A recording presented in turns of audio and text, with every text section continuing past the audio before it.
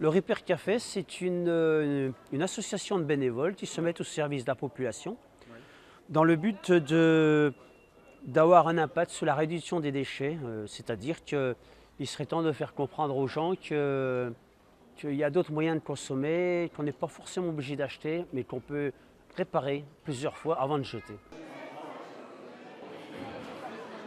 Donc les personnes arrivent avec leur appareil, ils s'inscrivent et ensuite on les oriente vers le réparateur compétent.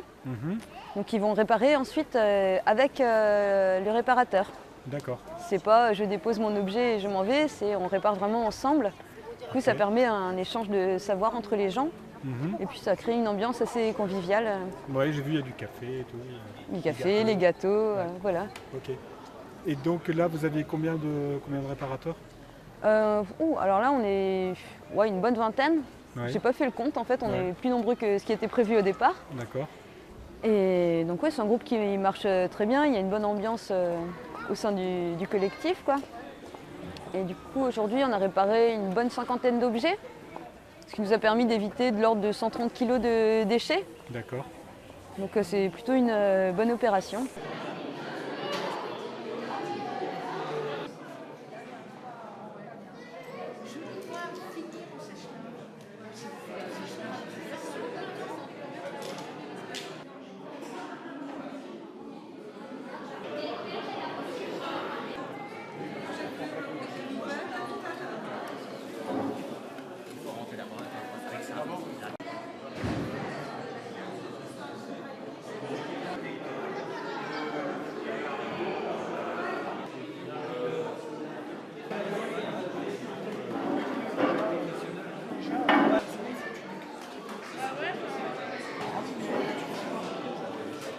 Madame, vous êtes venue cet après-midi pour réparer une imprimante, c'est ça? C'est ça, oui.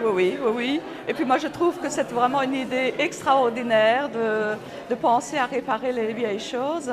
L'imprimante a 9 ans, ça fait 15 jours qu'elle ne fonctionne pas, je pense à la mettre à la poubelle. Oui. Et puis pour moi c'est un vrai miracle, ils sont arrivés à la réparer.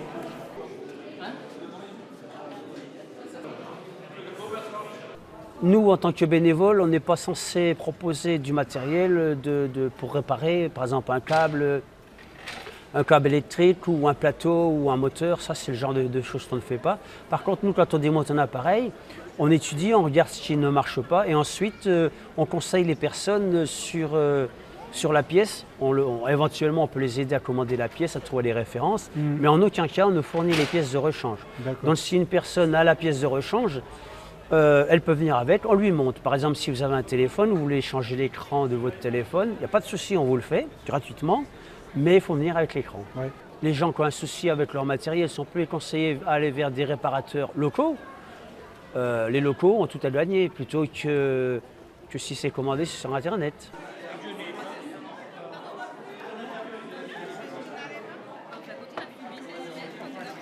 S'il y a des gens intéressés, oui, ils peuvent me contacter via le SMICTOM, donc soit par téléphone ou par mail. Oui. On a un formulaire d'inscription en ligne aussi sur notre page création d'un Repair Café en Alsace centrale. Donc on peut remplir, il y a des cases à cocher par domaine de compétences, quoi, disons. Voilà. Après, on est toujours en recherche de nouveaux bénévoles parce que c'est ça aussi qui nous permet d'être plus souple dans les dates, etc. D'avoir tout le temps un peu de monde, quoi, pour organiser ce genre de choses. Pour l'instant, nos besoins, c'est surtout de trouver des salles suffisamment grandes pour pouvoir accueillir ce type de rencontres.